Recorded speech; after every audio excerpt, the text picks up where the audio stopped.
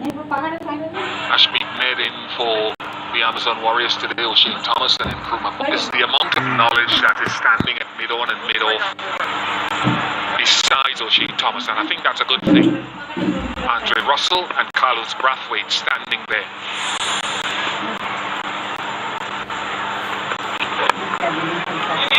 Doesn't start well again, O'Shane Thomas. That's a lovely shot from Brandon King. Hero Maxima. And the first one of the evening just simply whipped off the pads from Brandon King. Good timing towards the short end of the field, but that timing was impeccable. We saw lots of that in 2019, and we expect a lot more from him in 2020. Goes short and gets pulled away for 4, and O'Shane Thomas stands in amazement, throwing his hands in the air, but this is not a good start again by him. Well, he's up and running. Brandon King, the 6 followed up by a 4. This time he went for the short delivery. O'Shane Thomas. Look at that. Quickly through that. Brandon King in front of square on the one side and getting the result. But there's some familiarity here. Both these gentlemen hail from Jamaica.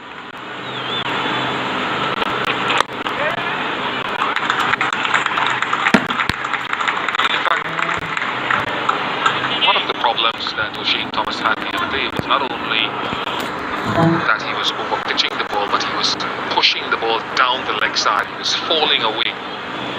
Spoke to someone that knows him very well, knows his bowling, and he talked about maybe he should just come a little bit wide up the crease and give himself, if the ball isn't swinging away, to give himself a little bit more leeway outside the off stump, to the right-hander that is. Left-handed Himraj on strike.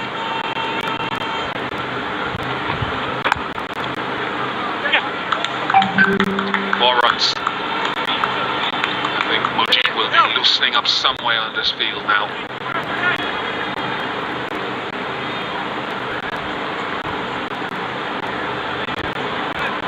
He's used to bowling the new ball. Mujib? So you wouldn't mind that at all. They're expecting a good start with these 2 fast bowlers on show. And searching, probing for that first wicket. Goes leg stump again, same problems here, bowling 2 straight from O'Shane Thomas. This is a huge disappointment the way he started here again. Almost a carbon copy of the first one in the over. Very similar. It seems to be a free hit as well. So just adding insult to injury here. O'Shane Thomas really needs to recover. Already going for 19. 2 deliveries left with a free hit. So it's a difficult start for him. And this is where that experience and that knowledge will come into play. Both the gentlemen you spoke of, having a chat with him, Andre Russell, Carlos Brathwaite. Just got some confirmation there. The free hit might have been for field restrictions. So you had 3 fielders outside of the inner circle, the fine leg, deep backward square, and the 3rd man.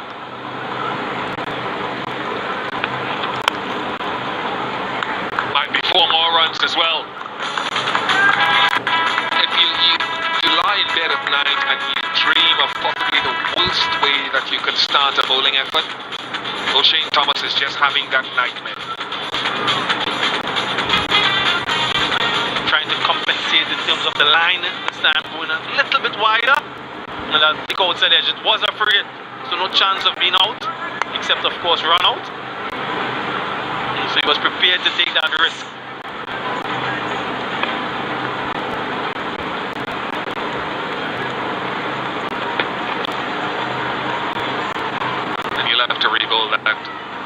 most expensive over of this tournament this year. 24 runs off it. Worried about him as well, because I know everyone knows he was on that total in the reserve list of players, and in that bubble you had very good net facilities for the reserves through practice days and through matches, gyms to work on your strength,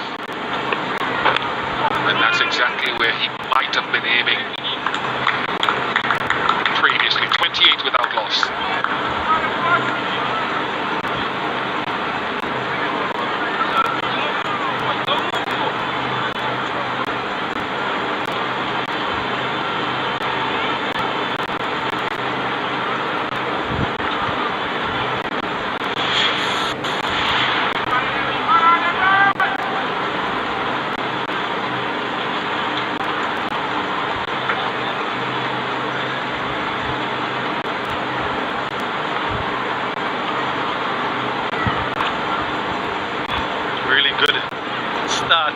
For the Guyana Amazon Warriors, and not so good for the Jamaica Tallawahs. Having won the toss and inserting the Warriors, it's a little bit deflating when you have that sort of over, but they've got to lift themselves. It's only the second over. Things can change quickly in this game.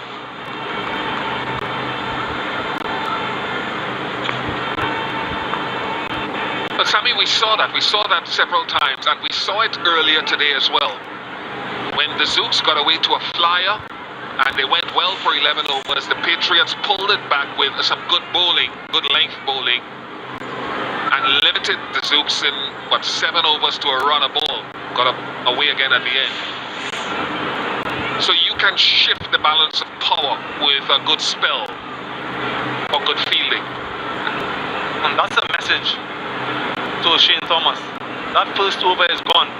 He still has 3 more in which he can make a contribution, and we've seen it many times in this cricket, in this format.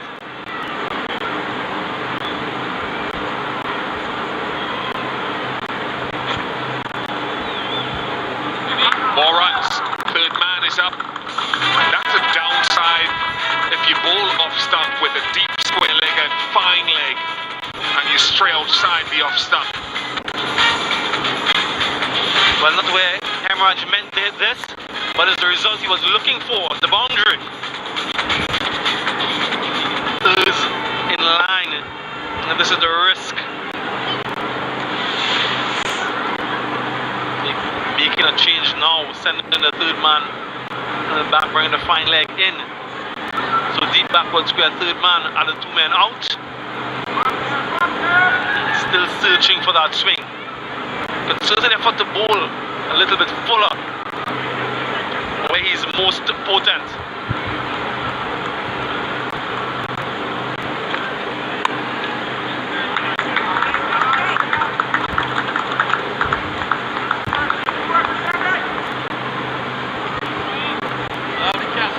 We were excited by Jaden Seals the other day, Scott Kugelheim. But it's both O'Shane Thomas and Fidel Edwards who have been the fastest this season on opposite ends of the spectrum. Thomas in his early 20s, Fidel Edwards in his late 30s.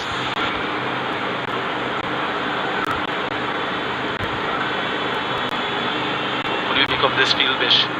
Third man in, fine leg, square leg, 2 men out.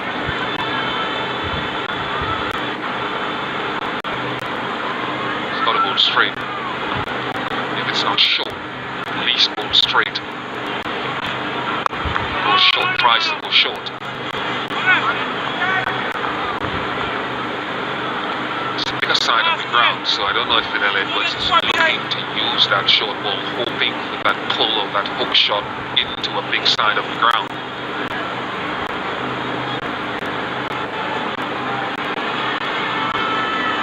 Got to be top of off. He strays outside the upper stump. There's no cover left of your screen deep.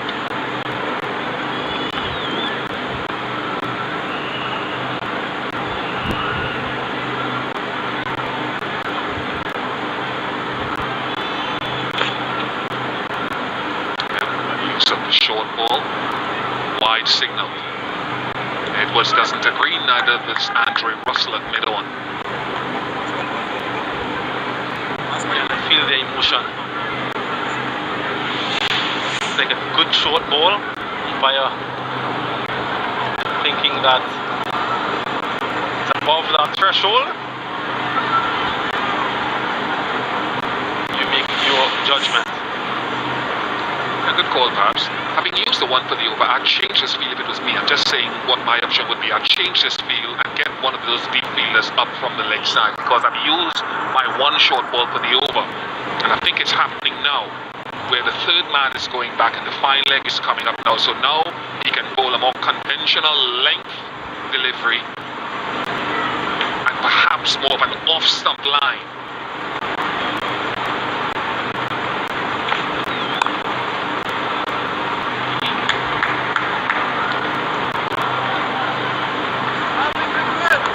Like this approach from Brandon King, not trying to score off every delivery, score the boundaries, that is, of every delivery. He's got after a flyer, perhaps targeting the bowlers he'd want to attack. So he's not being wild about it, he's been very cautious. Like I mentioned before, once you get off to that good start, you want to capitalize. Ross Taylor keenly observing what's happening.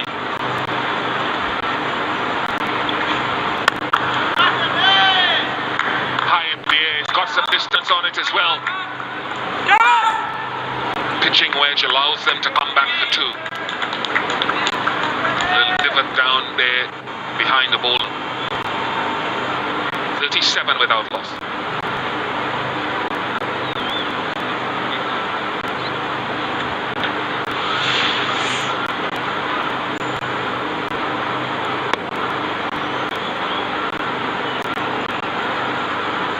Attempting the big hit, Chandra Paul Hemorrhage, and then more height to that distance, but safely enough to get a couple.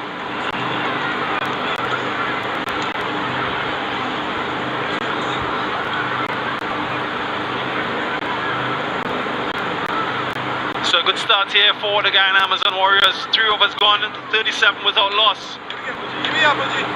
On the back of 2 disappointing opening partnerships, this is what we've become familiar with from these two.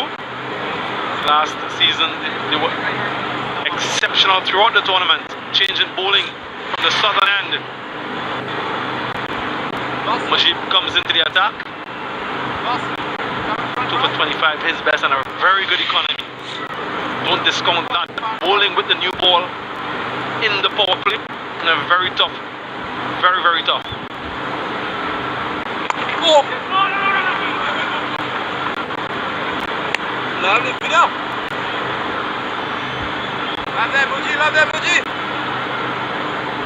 Bit of mystery about him, Mujib. Maybe a little bit cautious.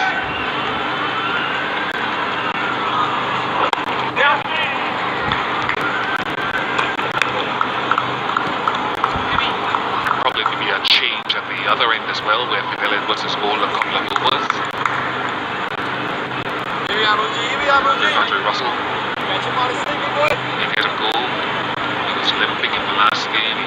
He limped around trying to get himself loose. The warm-ups here as well.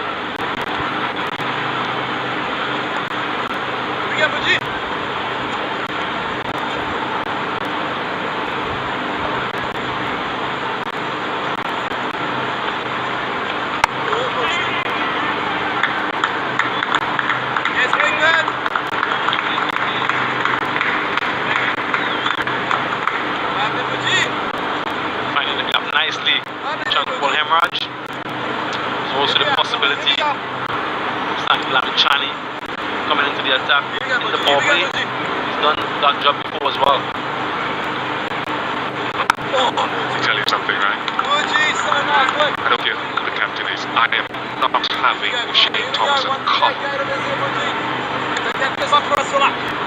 for a finger spinner who could quite likely turn the ball away from the left-hander. He goes too straight this time and put away for 4 by Chandapal Hemraj. Too short here from Mujib, and given the treatment, healing from Guyana, Chandapal Hemraj very adept at playing the spin bowlers, using the depth of his crease and finding the gap.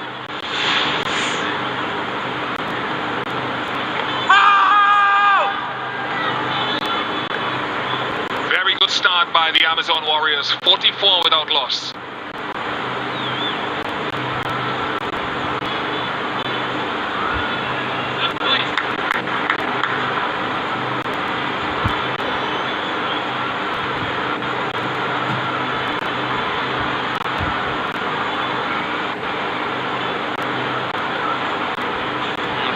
Tournament so far, Shamrock Maya, and he'll have an opportunity at some point in this innings.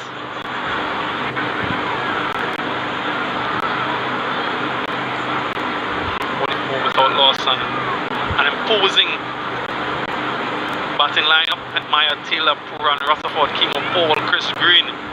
All can give it a tonk, and they're off to a good start, similar to what we saw in the first game in that power play. Perhaps the Guyana Amazon Warriors can own to get closer to that 200. Andrew Russell, we called it Bish, into the attack. You talked about that familiarity. Andrew Russell and Brandon King will be very familiar with each other because they would have played cricket at domestic level for the national team together.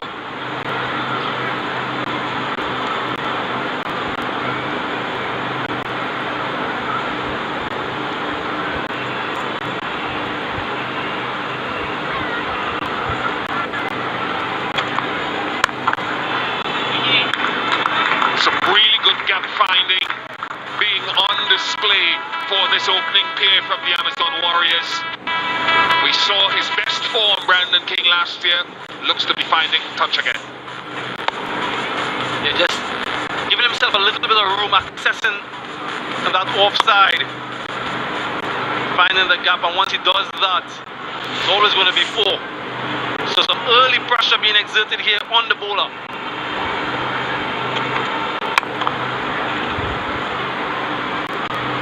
Just talking a little bit about Brandon Kingfish. How do you follow up that season with all of the expectation on you as a young player?